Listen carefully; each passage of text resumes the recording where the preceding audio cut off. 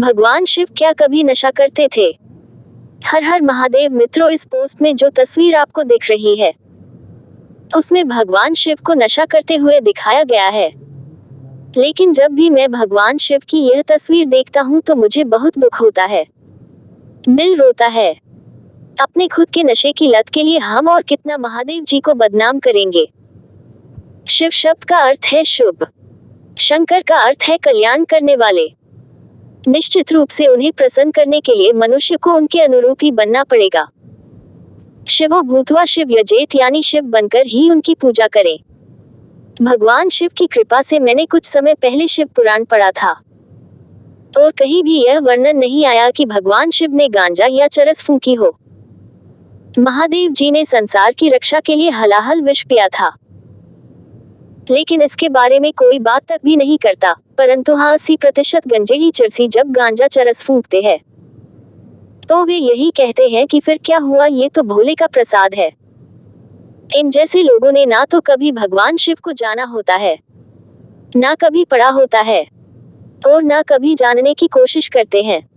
परंतु हाँ, फूंकने के समय इनको शिव जी की याद आ जाती है। ऐसे लोगों को मैं कहना चाहूंगा कि जरा सोचो, जो शिव ब्रह्मांड पिता है, ब्रह्मांड रचिता है, ब्रह्मांड आत्मा है, जो कण कण में समाया हुआ है, जो निराकार होके भी साकार है, जो निर्गुण होके भी सगुण है, जिनकी आंखें मूंदते ही यह ब्रह्मांड अंधकार में हो जाता है। क्या ऐसे शिव को किसी भी तरह के नशे की जरूरत है? वे भगवान है, ना कि हम जैसे तुच्छ इंसान। उनको किसी सहारे की जरूरत नहीं है, अपने आप में ही संपूर्ण है शिव। शिव को भांग क्यों चढ़ाते हैं? हाँ, उन्हें भांग के पत्ते अवश्य चढ़ते हैं, क्योंकि आयुर्वेद में भांग को एक बहुत ही उपयोगी औषधि माना जाता है और इसे अब पूरा विश्व भी स्वीकार कर रहा है। शिव पुराण के अनुसार समुद्र मंथन सावन के महीने में हुआ था। तो जब मंथन में से अमृत निकला था तो उस अमृत को पाने के लिए तो देवता दैत्यों में भगदड़ मच गई थी। परंतु ठीक जब अमृत के बाद पृथ्वी को नष्ट कर देने वाला हलाहल विष निकला तो कोई आगे नहीं आया। तब भगवान शिव आए और उन्होंने उस भयानक विष को अपने कंठ में धारण किया, जिसके कारण वे नीलकंठ व देवों के देव महादेव कहलाए। भगवान शिव के सहस्त्रों नाम में एक नाम है कर्पूर गौरम, जिसका अर्थ है पूर्णतः सफेद। लेकिन उस हलाहल विष के सेवन के बाद उनका शरीर नीला पड़ना शुरू हो गया था। भगवान शिव का शरीर तपने लगा, लेकिन शिव फिर भी पूर्णतः शांत थे। बस यही एक प्रमाण है भगवान शिव के भांग सेवन का। लेकिन हमने उन्हें चरस गांजा फूंकने वाला एक साधारण बना दिया। अब आप ही बताएं कि क्या हम सही न्याय कर रहे हैं उस ब्रह्मांड पिता की छवि के साथ? भगवान शिव का तीसरा नेत्र विवेक का प्रतीक है, जिसके खुलते ही कामदेव नष्ट हो गए थे। अर्थात विवेक से कामनाओं को विनष्ट करके ही शांति प्राप्त की जा सकती है।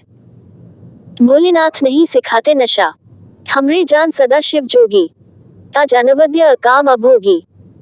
अर्थात जैसा विराट पवित्र व्यक्तित्व है, उसने पता नहीं नशा कब किया होगा। भांग, धतूरा, चिलम, गांजा जैसे घातक नशे करना मानवता पर कलंक है। नशा करना एक आत्महत्या की तरह है। शिव शंकर ने कभी नशे का समर्थन नहीं किया था। कुछ लोग शिव के नाम पर नशा करते हैं, उन्हें भगवान शिव की वास्तविकता पता नहीं है। अगर आपको शिव की सच्ची भक्ति करनी है तो आप लोगों को नशे से मुक्त करो और खुद भी नशे का सेवन बंद करके इस समाज को सुंदर बनाओ। अगर आपको गांजा ही फूंकना है तो शौक से फूंको, लेकिन भगवान शिव को बदनाम मत करो। और हाँ, कुछ लोग तो दारू पीकर भी यही बोलते हैं कि ये तो भोले की कृपा है, वो भी तो नशा करते थे। ऐसे लोगों को क्या कहा जाए, अपने नशे में भगवान को बदनाम करते हैं। यदि आप भगवान शिव के सच्चे भक्त हैं तो ऐसी तस्वीरों को शेयर करना बंद करें और जो भी आपको भेजे या स्टेटस लगाते हैं उन सबको मना करें कि भगवान को बदनाम मत करो। भगवान ने विष पिया था, ना कि चिलम, दारू, चरस, अफीम, ये सब। इस वीडियो को अपने सभी दोस्तों के साथ शेयर करें जिससे लोगों को कुछ समझ में आए। और जब आपसे कोई इस बारे में तर्क करे या बहसबाजी करे तो ये सब उनको बताएं, शायद उनकी बुद्धि में कुछ घुसे।